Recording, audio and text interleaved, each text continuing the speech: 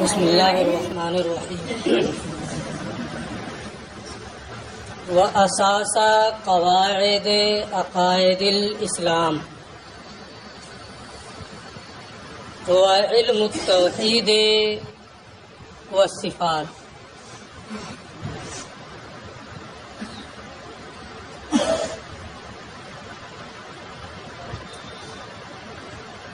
اس سے پہلے جو علامہ تفتازانی نے یہ فرمایا ہے مبنا علم الشرائع والاحکام،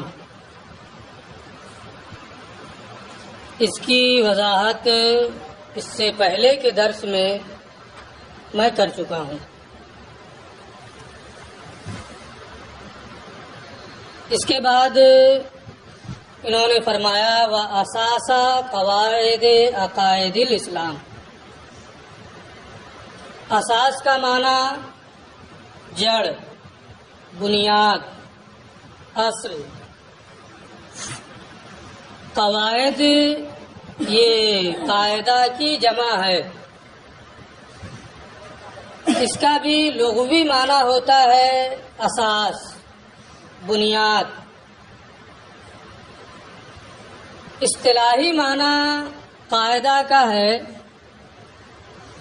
وہ قضیہ کلیہ جو اپنے موضوع کے جزئیات پر منطبق ہو۔ تو قواعد کا ایک لغوی معنی ہے جو میں نے بتایا، اور قواعد کا ایک اصطلاحی معنی ہے وہ بھی میں نے بتا دیا ہے۔ عقائد اسلام، عقائد اس قضیہ اور اس معاملہ کو کہتے ہیں جس کی تصدیق کی جائے۔ عقیدہ کی جمع ہے، جس قضیہ کی تصدیق کی جائے اسی کو عقیدہ کہتے ہیں۔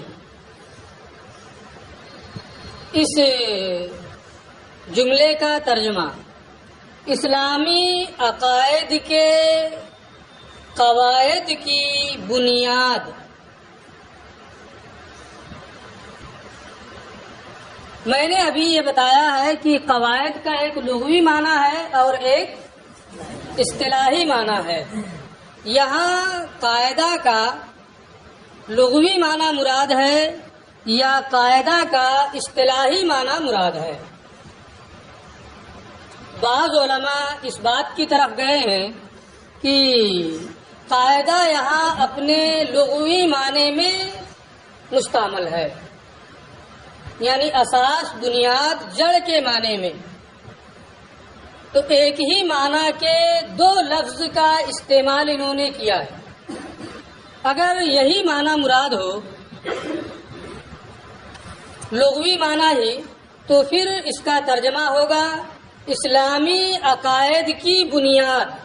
اساس کا بھی وہی معنی، قواعد کا بھی وہی معنی، اس لیے اس صورت میں اس کا ترجمہ اسلامی عقائد کی بنیاد ہوگا۔ اب اسلامی عقائد کی بنیاد کیا ہے ہر کوئی جانتا ہے۔ کتاب و سنت یہ اسلامی عقائد کی اساس، اس کی جڑ اور اس کی بنیاد ہے۔ کتاب و سنت ہی اسلامی عقائد کی بنیاد ہے، کیونکہ اسلامی عقائد کو ثابت کرنے کے لیے ہماری عقل کافی ہے۔ اسلامی عقائد کو ثابت کرنے کے لیے ہماری عقل یہ کافی ہے، لیکن وہ قابل شمار اسی وقت ہے جب وہ کتاب و سنت سے ماخوذ ہو، عقل بھی اس کے موافق ہو اور کتاب و سنت سے وہ ماخوذ ہو۔ اگر کتاب و سنت سے وہ ماخوذ نہ ہو صرف اور صرف عقلی طور پہ اس کو ثابت کیا جائے تو فلسفہ کے حکمت الہیہ سے آگے بڑھ کر اسلامی عقائد کی کوئی حیثیت نہیں ہوگی. جیسے فلسفہ کی حکمت الہیہ ہے، آپ نے ہدایت الحکمت میں اسے پڑھا ہوگا، اگر نہیں پڑھا ہوگا تو شرح ہدایت الحکمت میں اس کو پڑھیں گے.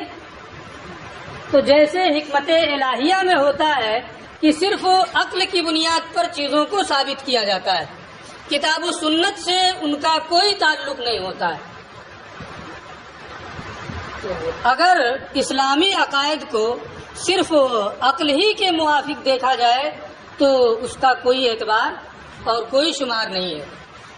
جب اسلامی عقائد عقل سے ثابت ہونے کے ساتھ ساتھ کتاب و سنت سے ماخوذ ہوں تو وہی قابل اعتداد ہے، وہی قابل شمار ہے. یہ تفصیل اس صورت میں ہے جبکہ قواعد کا معنی اساس لیا جائے، لیکن اگر قاعدہ کو اس کے اصطلاحی معنی میں استعمال کریں. اصطلاحی معنی میں نے بتایا ہے کہ وہ قضیہ کلیہ جو اپنے موضوع کے جزئیات پر منطبق ہو. میں سمجھتا ہوں کہ اساس اور قواعد دونوں کو ایک ہی معنی میں لینے سے بہتر یہ ہے کہ اساس کو اس کے معنی میں لیا جائے اور قواعد کو اس کے اصطلاحی معنی میں لیا جائے، کیونکہ تاسیس تاکید سے بہتر ہے. بلاغت میں پڑھیں گے، تاسیس تاکید سے بہتر ہے کسی نئے معنی کا افادہ ہو. یہ افضل ہے اس سے کہ اسی معنی کی تکرار اور اسی معنی کی تاکید کی جائے. کوئی نیا معنی پیدا ہو رہا ہو، یہ زیادہ بہتر ہے اس سے کہ اسی پہلے والے معنی کی تاکید ہو رہی ہو. تو اگر قواعد سے اس کا اصطلاحی معنی مراد لیں کہ وہ قضیہ کلیہ جو اپنے موضوع کے جزئیات پر منطبق ہو تو ایک نیا معنی ہو گیا، اور تاسیس تاکید سے بہتر ہے. اس لیے میں یہ سمجھتا ہوں کہ یہاں قواعد کو اصطلاحی معنی میں لینا زیادہ بہتر ہے. اگرچہ صحیح وہ بھی ہے نا کہ اس کو اس کے لغوی معنی میں لیا جائے، لیکن اصطلاحی معنی میں لینا یہ زیادہ بہتر ہے. اصطلاحی معنی اگر آپ مراد لیں گے قواعد کا تو اس کی تفصیل اس طرح کریں گے. قاعدہ جیسے علم کلام کا ایک قاعدہ ہے، کل نقص منفی عن الواجب. اسی طریقے سے اور بہت سارے قواعد ہیں. اللہ سبحانہ تعالی سے ہر نقص کی نفی کی جائے گی، ہر نقص منفی. یہ ایک قاعدہ ہے نا، قاعدہ کلیہ ہے. اب اس قاعدہ کلیہ کے تحت اس کے بہت سارے جزئیات معلوم ہوتے ہیں. اللہ ہر نقص سے پاک ہے، یعنی وہ جسم نہیں ہے کیونکہ یہ نقص ہے. جسم ہوگا تو جگہ کا محتاج ہوگا، ہے نا. اللہ زمانی نہیں ہے، اللہ مکانی نہیں ہے، اللہ جوہر نہیں ہے، اللہ عرض نہیں ہے.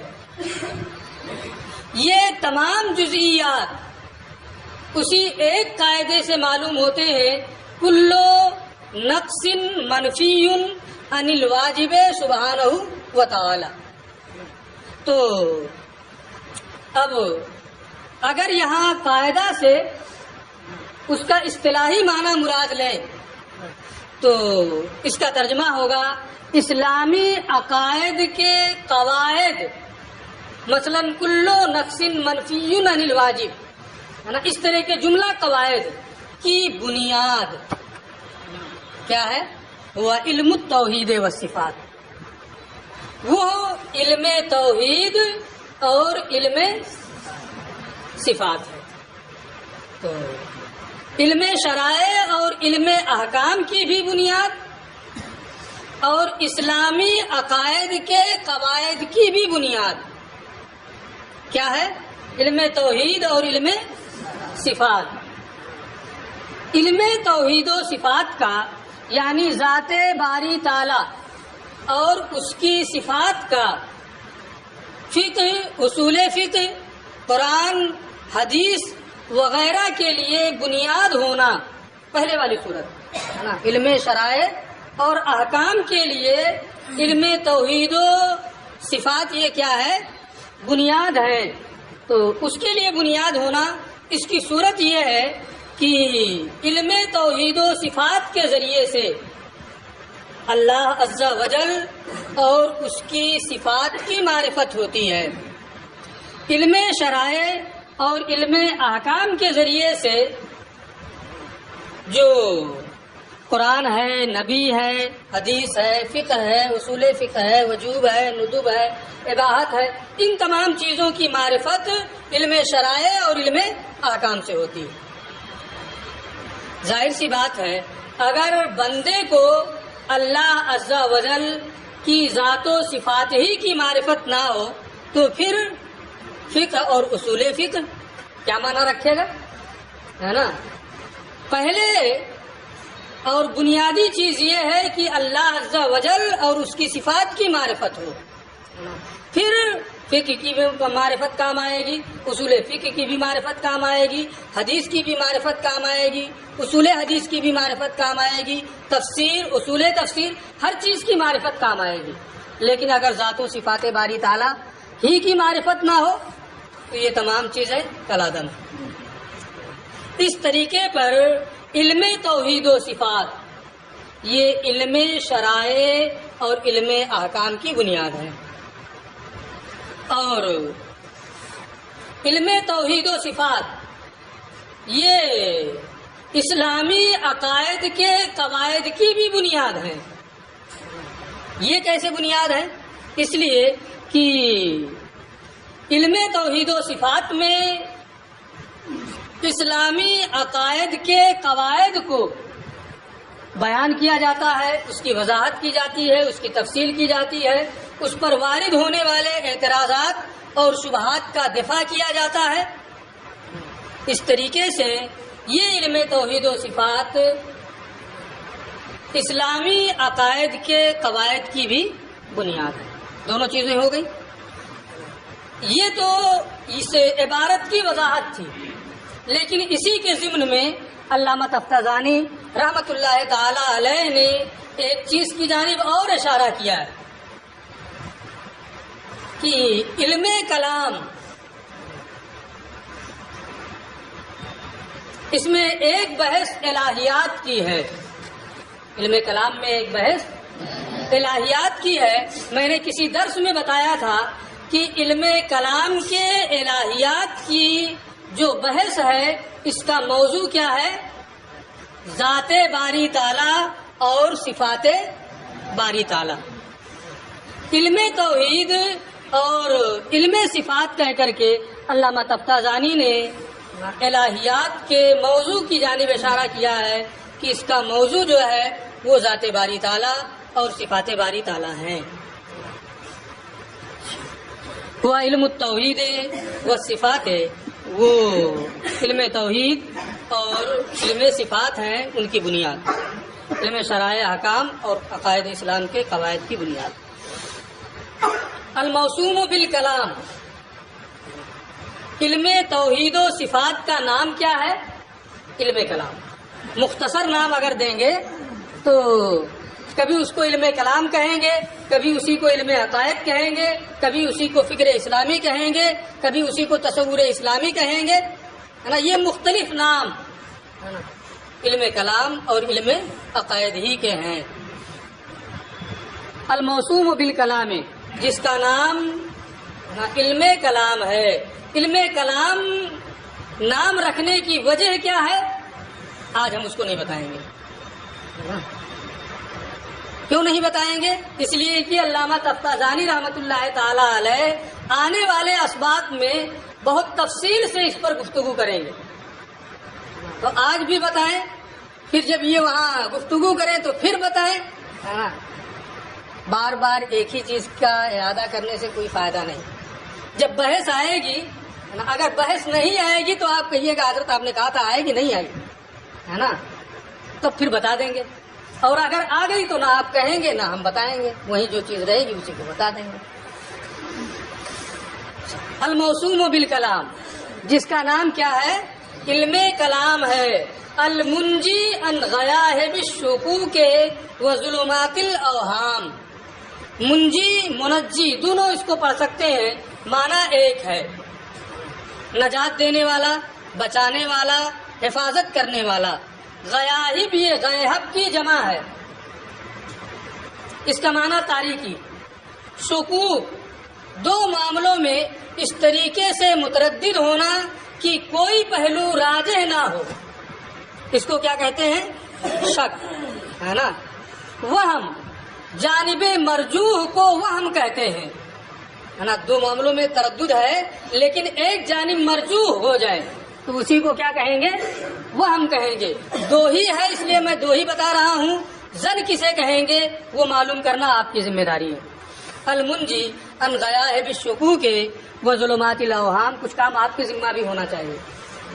جو شکوک کی تاریکیوں اور وہم کی تاریکیوں سے بچانے والا ہے.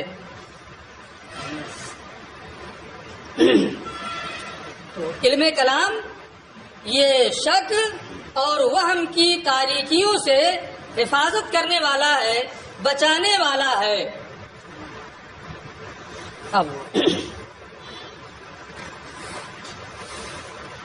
جو علم کلام جو شخص جانتا ہے وہ شک اور وہم کی تاریکیوں سے محفوظ ہو جاتا ہے. ایک معنی تو وہم کا وہی ہے جو میں نے ابھی بتایا ہے. وہم کا ایک معنی ہوتا ہے کہ دماغ کی وہ قوت جو غیر محسوس معنی کو محسوسات کے ضمن میں سمجھ لے، محسوسات کے ضمن میں ادراک کر لے. دماغ کی وہ قوت جو غیر محسوس معنی کو محسوسات کے ضمن میں سمجھ لے، ادراک کر لے. جیسے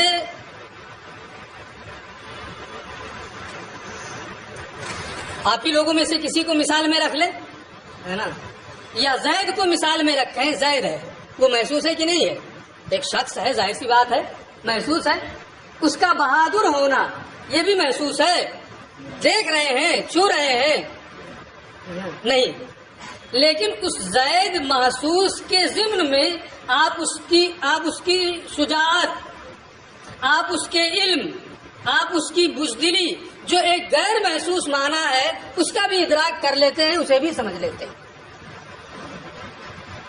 سمجھ گئے ہیں نا؟ دوسرا معنی وہم کا یہ ایک دوسرا معنی ہے. عقل کی غلطی یہ ہے کہ جس طریقے سے وہ خارجی چیزوں میں محسوسات کے ضمن میں غیر محسوسات کا ادراک کر لیتی ہے، اسی طریقے سے اس کی غلطی یہ ہے کہ الہیات میں بھی وہ اسی طریقے کا حکم لگانے لگتی ہے. یا اللہ ہے تو کوئی جسم ہوگا، ہے نا، کہیں نہ کہیں اس کا استوا کہیں نہ کہیں ٹھہرا ہوگا، کسی نہ کسی طرف دیکھ رہا ہوگا وغیرہ ذالک. یہ ایک وہم ہے نا. یعنی غیر محسوسات کے ضمن میں محسوسات کا سمجھ لینا جو وہم کا کام تھا، ہے نا، وہ الہیات میں اس طریقے کا حکم لگانے لگتا ہے، اور یہ اس کی غلطی ہے. یہاں علامہ تفتازانی رحمۃ اللہ تعالی علیہ وہم کی اسی غلطی کی جانب اشارہ کر رہے ہیں کہ محسوسات کے ضمن میں جو غیر محسوسات پر حکم وہم لگاتا ہے، یہ الہیات میں بھی لگانے لگے تو بھٹک جاتا ہے. اس لیے یہاں شکوک اور وہم سے مراد فرق باطلہ، معتزلہ ہیں، خوارج ہیں، مرجیہ ہیں، قدریہ ہیں، جبریہ ہیں، یعنی ان تمام فرق باطلہ کی تاریکیوں سے علم کلام بچانے والا، حفاظت کرنے والا، محفوظ رکھنے والا ہے. ٹھیک ہے.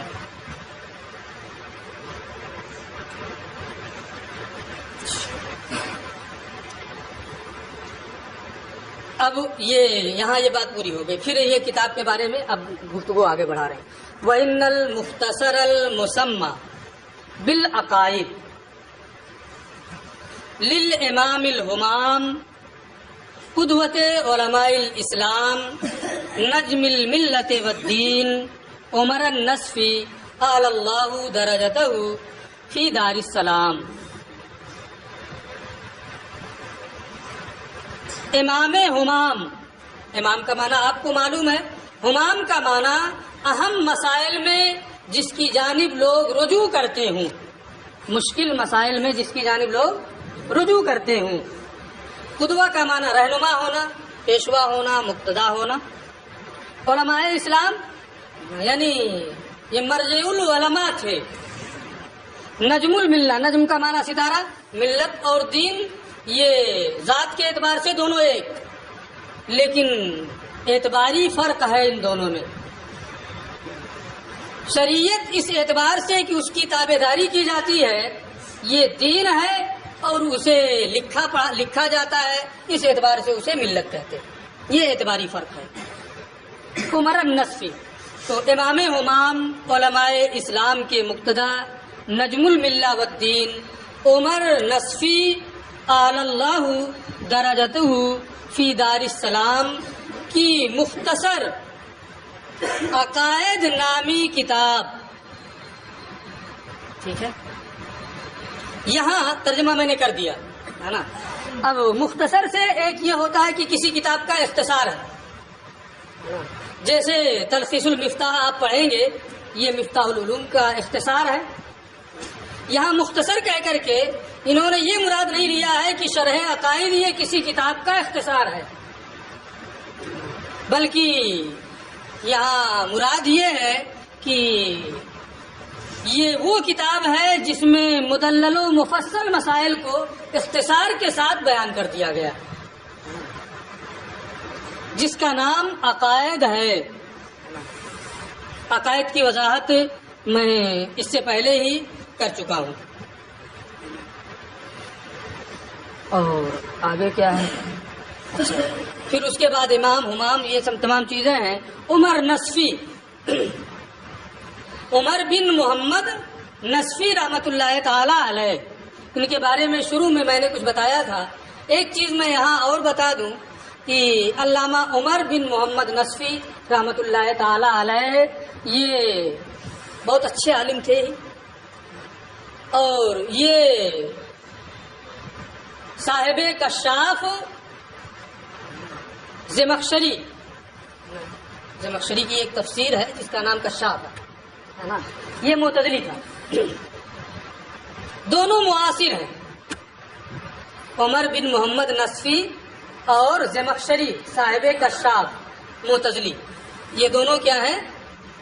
ایک ہی زمانے کے دونوں ہیں، ایک ہی زمانے کے ہیں، لیکن آنا جانا دونوں کا لگا رہتا تھا. ایک مرتبہ علامہ عمر نصفی رحمۃ اللہ تعالی علیہ اس زمخشری کے یہاں کسی کام سے یا کسی بھی مقصد سے تشریف لے گئے. دروازہ کھٹکھٹایا، اس نے پوچھا دروازے پہ کون ہے؟ انہوں نے جواب دیا عمر.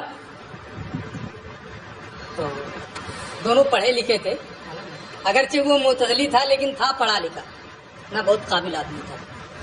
تو اس نے کہا انصرف. کیا مطلب؟ لوٹ جاؤ. تو حضرت عمر بن محمد نصفی رحمۃ اللہ تعالی علیہ نے فرمایا عمر لا ينصرف، عمر غیر منصرف ہے نا. صحیح کہا نا. اس نے کہا انصرف، انہوں نے مراد لیا منصرف ہو جاؤ ہے نا. جواب کیا دیا؟ عمر لا ينصرف، عمر غیر منصرف ہے، عمر واپس نہیں ہوتا ہے نا. اس نے جواب دیا اذا نکرا صرفا، جب نکرا ہو جائے تو غیر منصرف بھی ہو جاتا ہے. بہرحال دونوں پڑھے لکھے تھے، یہ ایک علمی لطیفہ تھا دونوں کا، جیسا بھی ہو. عمر النصفی اعلی اللہ درجتہ فی دار السلام، اللہ تعالی جنت میں ان کا مقام بلند فرمائے۔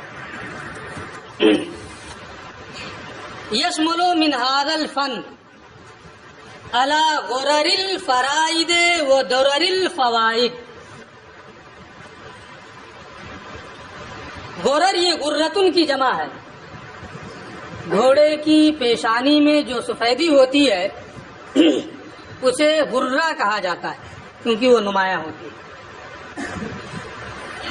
اور فرائد یہ فریدتن کی جمع موتی کے معنی میں، درر یہ درتن کی جمع ہے یہ بھی موتی کے معنی میں، فوائد یہ فائدتن کی جمع ہے، اس میں شاید ہی کوئی ایسا ہو جو فائدہ نہ جانتا، اپنا فائدہ تو جانتا ہوگا اگرچہ دوسرے کا فائدہ نہ جانے۔ یشمل من هذا الفن علی غرر الفرائد و درر الفوائد۔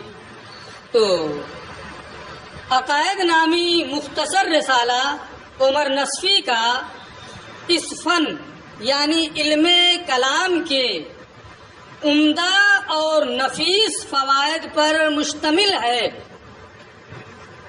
عمدہ سب کا لازمی معنی مراد ہے نا، درر غرر ہے نا، فرائد فوائد، عمدہ اور نفیس اچھے اور عمدہ فوائد پر مشتمل ہے۔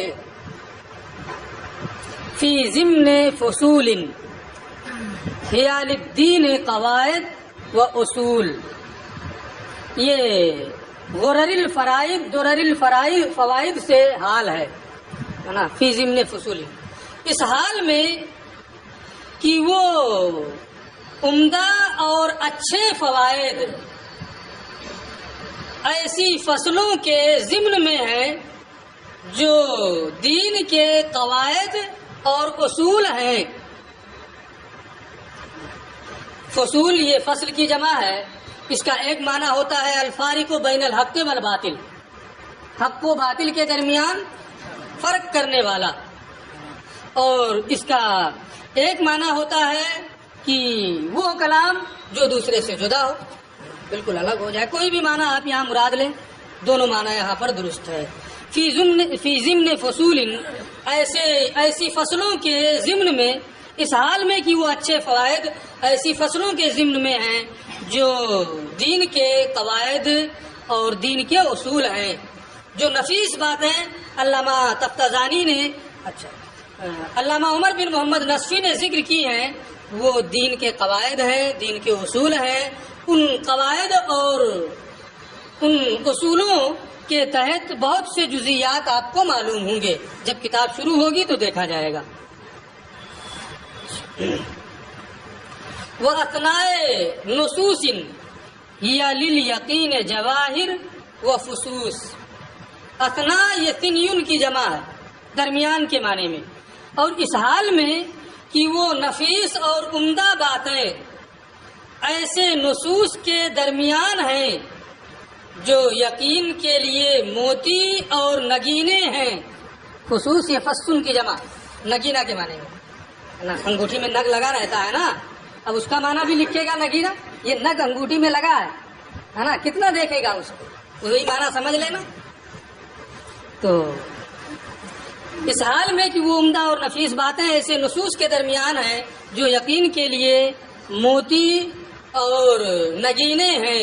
نصوص یہ نص کی جمع ہے، ہر واضح الدلالہ کلام کو نص کہا جاتا ہے، عام بول چال میں جو اپنے معنی پر واضح الدلالہ ہو اسے نص کہتے ہیں، خواہ وہ کلام شارع ہو یا کلام شارع نہ ہو، جس میں تعویل کی گنجائش نہ ہو اسے نص کہتے ہیں۔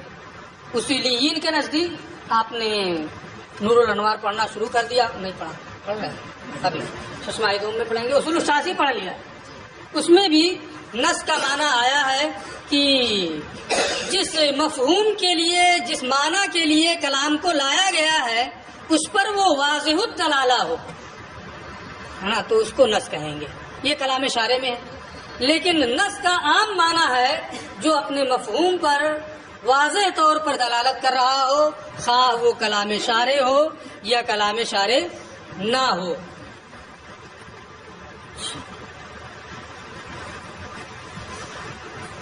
وَأَثْنَاءِ نُصُوصٍ هِيَ لِلْيَقِينِ جَوَاهِرُ وَفُصُوص مَا غَايَةٍ مِّنَ التَّنْقِيحِ وَالتَّهْذِيبِ وَنِهَایَةٍ مِّنْ حُسْنِ التَّنظِیمِ وَالتَّرْتِیب۔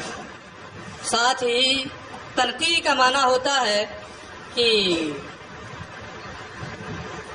صاف ستھرا کرنا، اچھے کو خراب سے الگ کرنا، یہی تہذیب کا بھی معنی ہوتا ہے۔ تو انتہائی تحقیق اور تہذیب کے ساتھ، یعنی عمر نصفی نے اپنی کتاب میں تحقیق سے بھی کام لیا ہے اور اسے خوب آراستہ بھی رکھا ہے۔ وَنِہَایَةٍ مِّنْ حُسْنِ التَّنظِیمِ وَالتَّرْتِیبِ، اور انتہائی خوبصورت نظم اور ترتیب کے ساتھ ہے۔ تو عمر نصفی کی مختصر کتاب عقائد نامی مختصر کتاب بہت سے فوائد پر مشتمل ہے۔ اس کی تحقیق بھی اس کی اچھی ہے، تہذیب بھی اچھی ہے، اس کی ترتیب بھی اچھی ہے اور اس کی تنظیم بھی بہت بہتر ہے۔ نظم کا معنی تنظیم کا معنی ہوتا ہے موتی کو لڑی میں پرونا، یعنی ایسی عبارتیں انہوں نے رکھی ہیں کہ محسوس ہوتا ہے کہ موتی کو لڑی میں پرو دیا گیا ہے۔ باقی بلاغت اس میں کیا ہے، یہ بلاغت پڑھانے کے لیے نہیں ہے۔ یہ ان کی بات پوری ہو گئی۔ فحاولت، جب اتنی خوبیاں ہیں علامہ عمر بن محمد نصفی رحمۃ اللہ تعالی علیہ کی کتاب العقائد کی، اذا کان الامر کذالک، یہاں شرط کیا ہے، محذوف ہے، اس کی جزا کیا ہے شرط محذوف کی، فحاولت، تو میں نے ارادہ کیا، ان اشرحہ شرحا یفصل مجملاتی ویبین معضلاتی وینشر مطویاتی ویظہر مکنوناتی۔ مجمل اس کلام کو کہتے ہیں جس کے معنی مراد میں خفا ہو، نفس لفظ سے اس کے معنی مراد کا ادراک نہ ہو سکے۔ تعریف آپ پڑھے ہوں گے، تو اسی کو مجمل کہتے ہیں۔ معضلات اس کا معنی ہوتا ہے وہ مسائل جو بہت مشکل ہوں، ان کے مفہوم اور ان کی وجہ کی جانب عام طور پر ذہن کا تبادر نہ ہوتا ہو۔ مطویات، لپٹے ہوئے، اگر بہت ساری چیزیں جیسے دھاگا ہی ہے ایک دوسرے میں لپٹ جائے تو اس کو جدا کرنا بہت مشکل ہوتا ہے۔ مکنونات، مخفی، پوشیدہ۔ فحاولت، تو میں نے ارادہ کیا، ان اشرحہ، جب یہ کتاب اتنی خوبیوں پر مشتمل ہے تو میں نے ارادہ کیا کہ میں اس کی ایک ایسی شرح لکھ دوں جو اس کے مجمل الفاظ کی تفصیل کر دے، جو اپنے معنی مراد میں ظاہر نہیں ہے، جس کے معنی مراد میں خفا ہے، وہ واضح ہو جائے، سب کو معلوم ہو جائے۔ وَيُبَيِّنُ مُعْضَلَاتِ، اور جس کی جانب ذہن کا تبادر نہیں ہوتا ہے ان مشکل مسائل کی وضاحت کر دے وہ شرح۔ وَيَنشُرُ مَطْوِيَّاتِ، اور اس کی لپٹی ہوئی باتوں کو پھیلا دے۔ دھاگا ہے وہ آپس میں لپٹ گیا ہے، لیکن آپ اس کو پھیلا دیں، ایک کونا کسی کو پکڑا دیں، وہ کھینچتے ہوئے جائے، آپ چھڑاتے ہوئے جائیں، وہ پھیل جائے، ہے نا، اب کوئی دشواری ہوگی، لیکن وہ لپٹا ہوا ہی رہے اور چاہے کہ ہم کپڑا سل لے جائیں، آسانی سے سل پائیں گے۔ تو وَيَنشُرُ مَطْوِيَّاتِ، اس کی لپٹی ہوئی باتوں کو کھول دے، پھیلا دے تاکہ سمجھنا آسان ہو جائے۔ وَيُظْهِرُ مَكْنُونَاتِ، اور اس کے مخفی گوشوں کو ظاہر کر دے. جو اس کتاب میں مخفی گوشے ہیں وہ یہ شرع ان کو ظاہر کر دے. اور کون کون سی چیزیں میں اس میں بیان کروں گا. علامہ تفتازانی رحمۃ اللہ تعالی علیہ ما توجیہن کے ذریعے سے آگے اس کی وضاحت کریں گے. تفصیل اس کی کل کریں گے انشاءاللہ. آج کا سبق یہیں ختم.